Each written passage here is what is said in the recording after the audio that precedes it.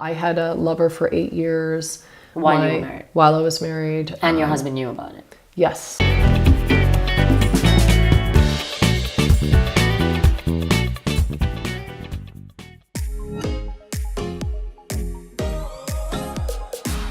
So I think one of the important things to understand is that people have different definitions of monogamy.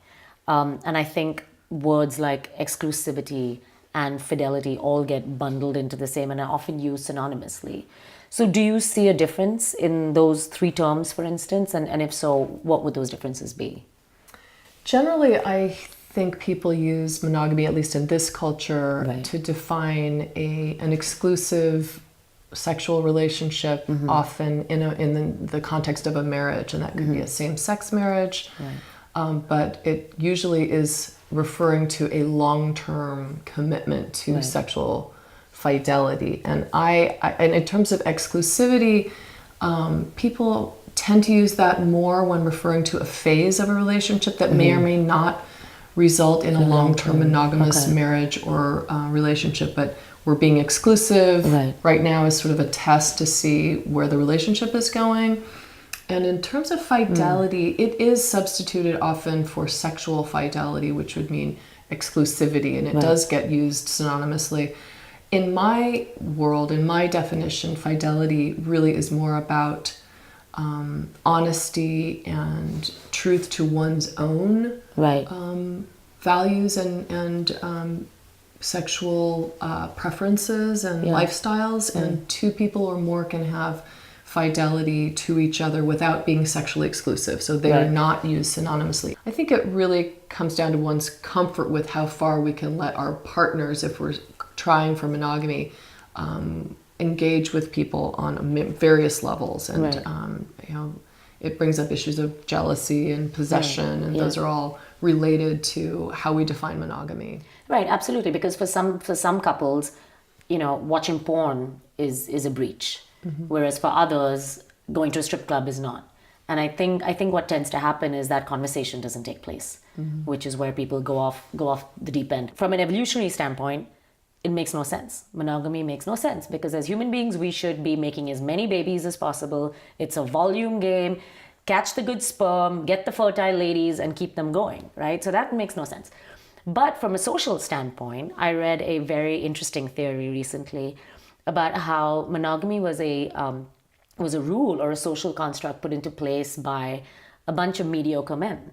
Because check it out, right? The hot guys and the rich guys are going to keep all the women, and then there's nothing left for, you know, average Joe. So average Joe institutes this binding, this social binding, where at least there's equitable distribution of the resources, namely the women. It makes total sense to me. I think it's also tied to the needs that grew out of the development of the agrarian society. Women become a necessity and a piece of property that's just as necessary to bear children, to work the farm, to you know, and to own that relationship is an unfortunate outgrowth of that development. Right, and you know, and to the men's defense, you know, if you're the one that's bringing in the economic resources, you want to make sure that you're funding your own, right? And that's in question for me. You know, other cultures, patriarchy is not a given, and that when the patrimony is unclear, when the women are having multiple sex partners, and the men in the society, they take care of all the children, not just, they aren't so focused. So my sense, and I've been in a 13-year-old marriage, monogamous marriage, but from having lived in multiple countries and my own friends and from all the research, it does seem that monogamy is outliving its usage. Is that your sense? Yeah, we're living longer, and which is a problem. When we were living to be into our early 40s, and it's perfect. It was it's perfect. You're married 10 years and you're out. It's a little easier to be have a monogamous relationship with one partner until we die. Now that we're living into our 80s, 90s, and potentially hundreds. My God, I'm exhausted just thinking about it. It starts to be in question whether having one partner who's also, you know, the other cultural reality now is that we have expectations to have one partner who's our romantic, economic, Oh yeah, everything all in one bucket. spiritual, social, emotional partner, and It's impossible. and it also, when we merge that fully, we lose the dynamic that really creates eroticism and sexuality. It can really blur that in it. And in a monogamous, long-term, many decades relationship, often sex completely goes away for many, many people. Let's break down what you've been seeing, either through your own experience or out there through your research for your book. What are the high-level alternatives to monogamy that people are experimenting with? Well, one of the early experiments was something still called swingers. Right. It's really now a specific culture that is very widespread. I think I read today that there are 13 million people in America practicing swinger culture. Who are known, and that culture is really sort of a first step for many couples because it recognizes that primary couple as the unit of currency in that right. world, and they tend to meet in a very specific environment, right. And do more like wife swapping, where the right. couples will agree to exchange partners, and there's a rule in that culture around no emotional attachment.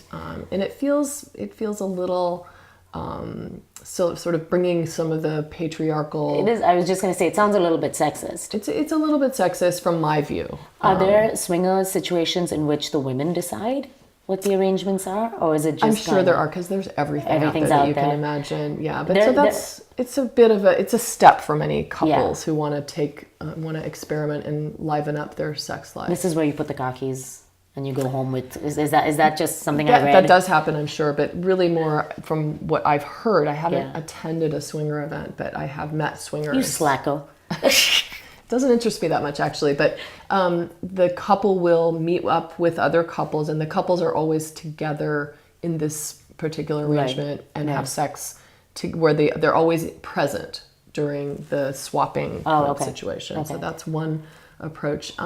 But more interesting to me is the proliferation of polyamory, which can take many forms, but it recognizes the possibility that people can have love relationships with more than one person. And I've this is love now, and love over sex. So we're talking about real intimacy, because sex doesn't necessarily mean intimacy. I mean, it's one kind of intimacy, but it doesn't have to be emotional.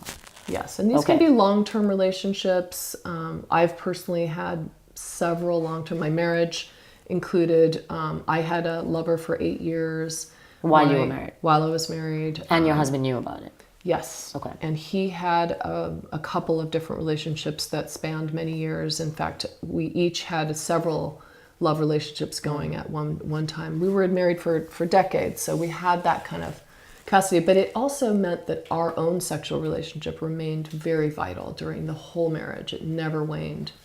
You know, they say that the grass is always greener, and it sounds so great, but it also sounds so complicated.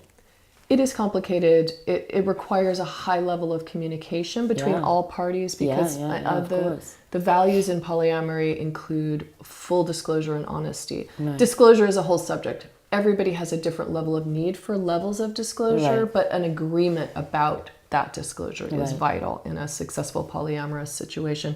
And it does take time to have all that communication. If you're used to being with one person and now suddenly you've got all these other people in the mix, that's got to drive you crazy. How do you manage something like that?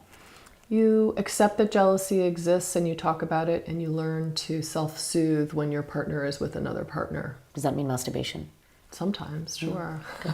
Whatever. There's other ways of self-soothing, like popping a movie and or whatever, talking to a friend, or meditating. There's lots of ways to self-soothe and deal with it.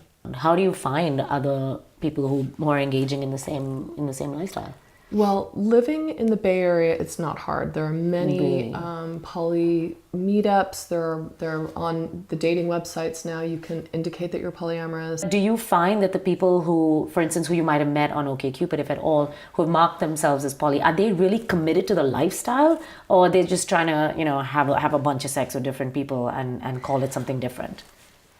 I think there's everything. I think you have all of that. It really depends on where someone is in their maturity level, but I would say everything is true. I know one of my lovers has been married for 30 years. He opened up his marriage 10 years ago, and they have each have another separate lover, and now we're seeing each other.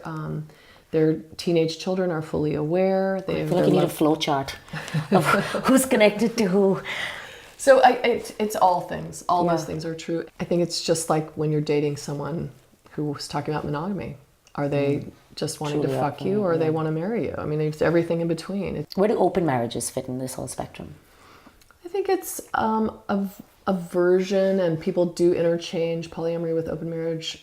It would define a primary married couple that has made the decision to not define their marriage based on sexual fidelity. So open marriage usually refers to a couple that started out perhaps as monogamous, but have made a decision to invite others into their marriage. And tends to be more, and it could be anything. It could be a hookup that they allow. It's really, each couple has different sets of limits and parameters that they're comfortable with, and those things change. Right. I think that is the tricky part. Rules 1 year might be very different the next year. With open marriages, though, there tends to be less of a focus on disclosure. Is that right? Or is that something I'm just making up? I think disclosure really is very personal. Everyone has different comfort levels with wanting to know. I have been someone who's wanted to know details on my partner's sexual activity, but as the trust builds, I think less details are necessary, and the trust that that person's coming back and that they're going to stay within the parameters, whatever those are. Right. I'm going to ask you a question that I know is going to be difficult to answer. But if you look at which ones of these do you think has the most objectively, the most likelihood of success? I'm going to answer that by saying people need to, I think what the reason monogamy is in question, as you put it, is that people really need to own their own sexual experience and bring it to their partner or their life and their lifestyle, and be honest about their needs. And those needs change. To say that when I'm 25, I'm going to marry someone and stay sexually exclusive with that person for the next 70 years is absurd to me. And I think that where I would really like to see people arrive is to own their own experience, and to continue to be honest and authentic with their intimate partners about their needs. I have a fun game for you. Okay. I'm going to throw out some celebrity couples. Okay. And I want you to tell me if you think they are monogamous, monogamish, or don't ask, don't tell. Okay. All right, let's see. Kate and William. Monogamous. That's just too high risk for them to be At this time. time. Harry, on the other hand, would be a totally different story. We've got eyes on him.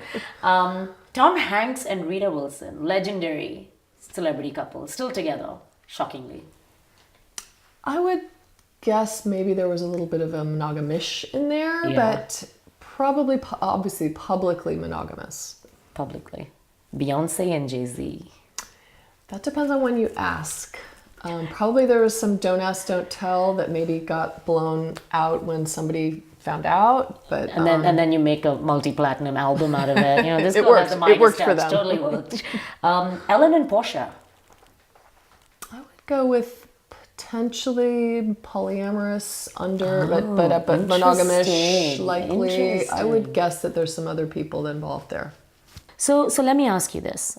For couples that are starting at ground zero, how would you advise them to even broach the topic, start the conversation, whether it's an internal dialogue or it's something you're ready to sit down with your partner and approach?